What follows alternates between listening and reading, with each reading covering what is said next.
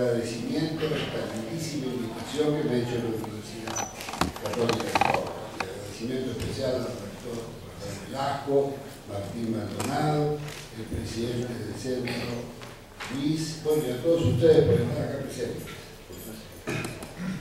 El tema es largo y es difícil poder resumirlo en una charla más o menos humana, porque si algo le falta a nuestro querido país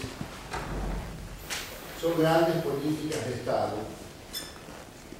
entendiendo ellas aquellas que trascienden los cortos límites de un mandato presidencial de un gobierno que tiene 4 años de mandato. Realizar políticas de Estado, es decir, políticas que tengan continuidad de un gobierno a otro, significa la búsqueda de grandes consensos en la sociedad, porque si no sería imposible que esas políticas se continuaran.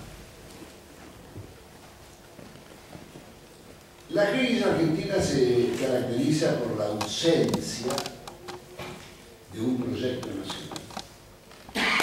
La crisis argentina que arrastramos es la consecuencia de la imposibilidad que ha tenido la dirigencia política que nos ha gobernado estas décadas de generar grandes políticas de Estado en materia económica, en materia social, en materia institucional.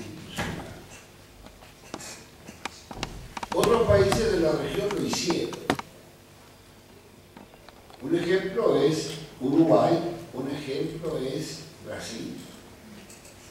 Ha delineado grandes políticas de Estado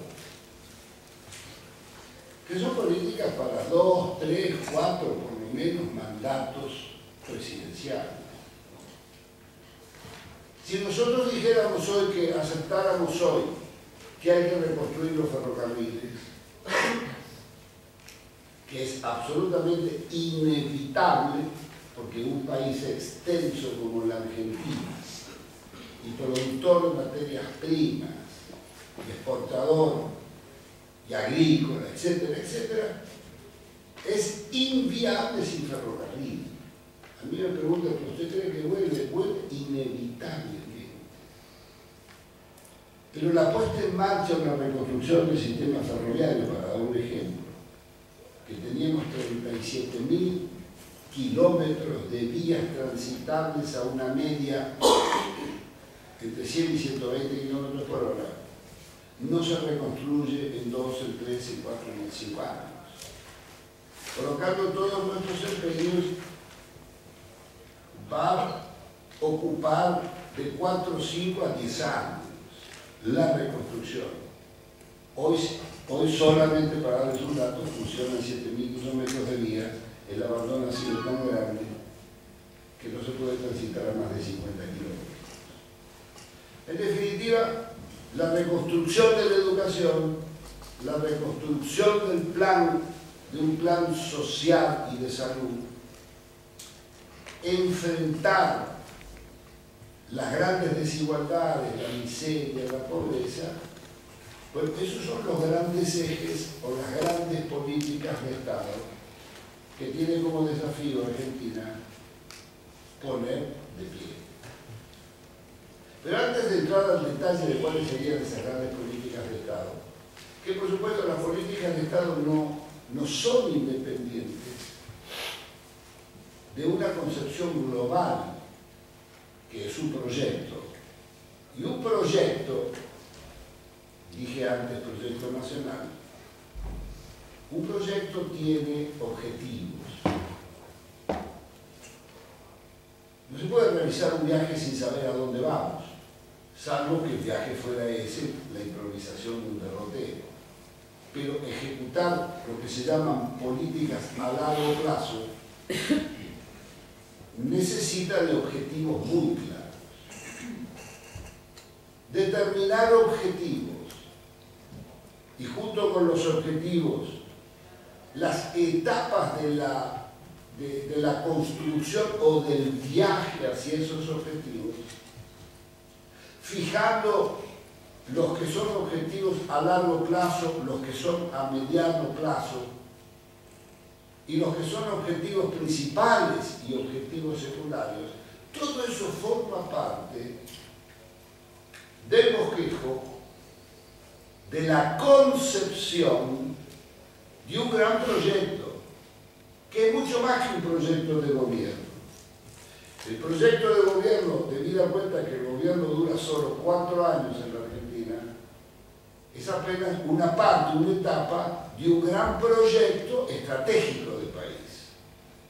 Estoy hablando entonces que es imposible delinear políticas de Estado fuera de la concepción integral de un proyecto estratégico para la Argentina.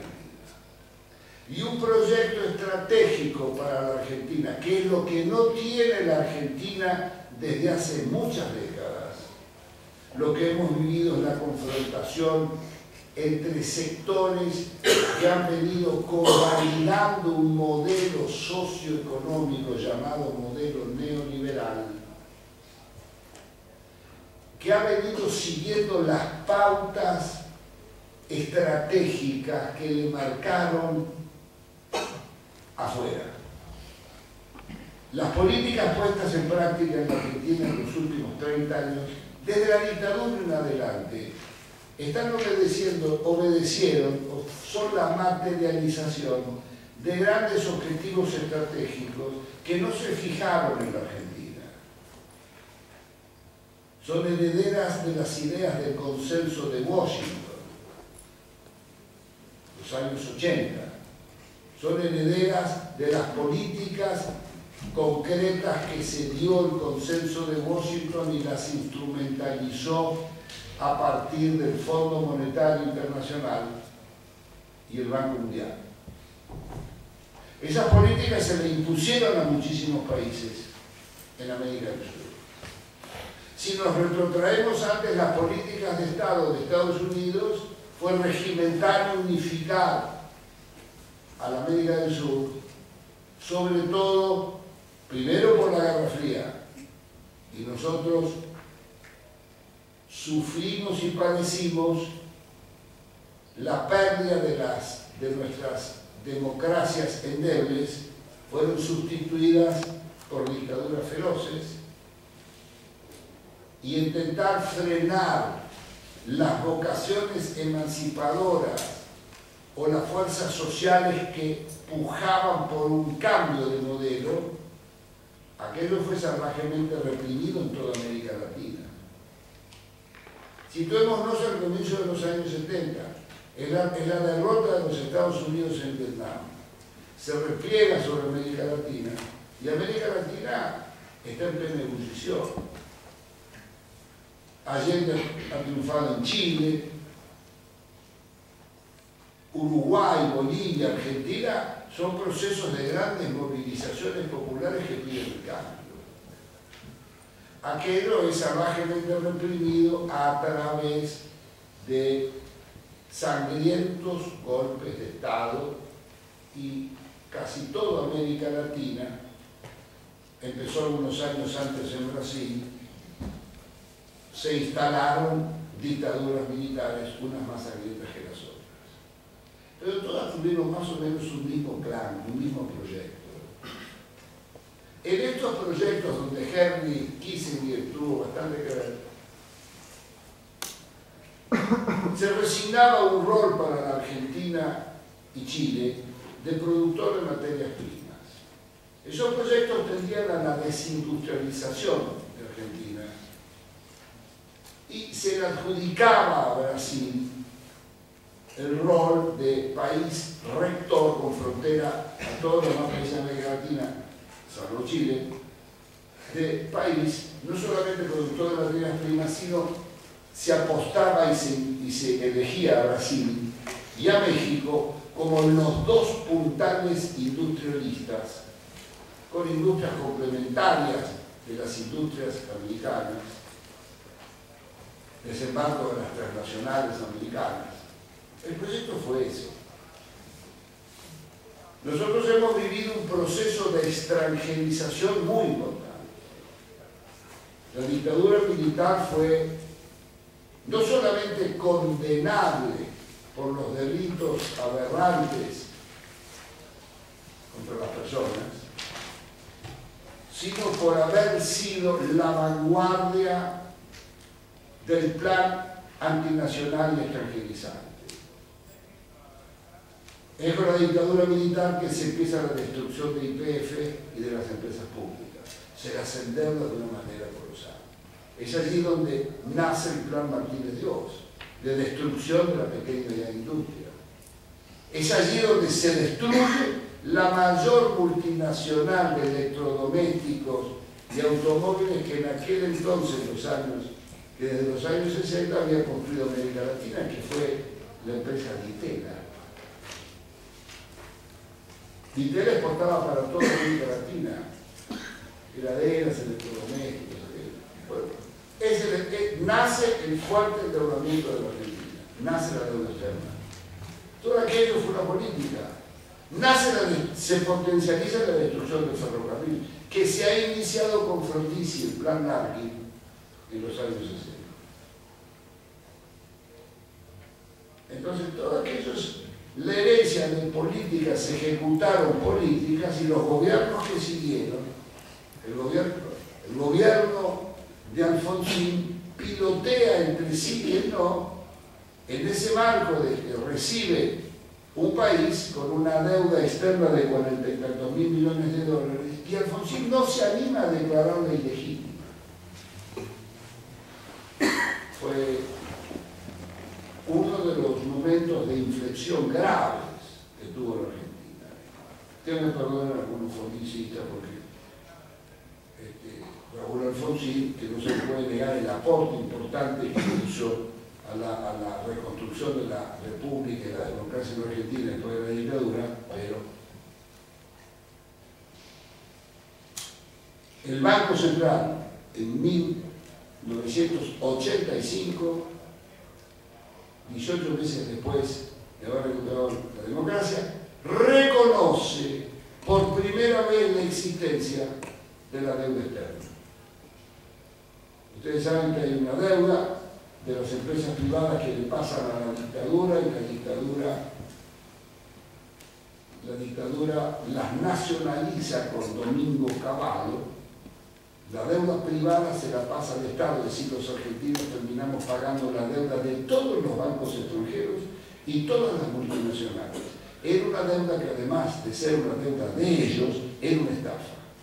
Fueron los autopréstamos y créditos que se daban a estas empresas, solicitaban al extranjero, y ese dinero no ingresaba nunca. Una verdadera estafa. La estafa de la deuda externa es uno de los hechos más ignominiosos y vergonzosos de la historia nacional. Y todavía no ha sido investigada. Pero esa deuda, Alfonsín, en lugar de declararla ilegítima, utilizando la jurisprudencia en boga hasta hoy, que es una jurisprudencia internacional asentada en Estados Unidos, que la inicia el expresidente norteamericano William Taft. Fue presidente de los Estados Unidos y fue presidente de la Corte Suprema de Justicia, y se las hago corta por varios casos. Él es el autor de la teoría de la deuda odiosa. Se llama deuda odiosa aquellas deudas contraídas por gobiernos que no han surgido democráticamente de sus pueblos. Es decir, las deudas contraídas por las dictaduras y las tiranías no se pagan. No se pagan.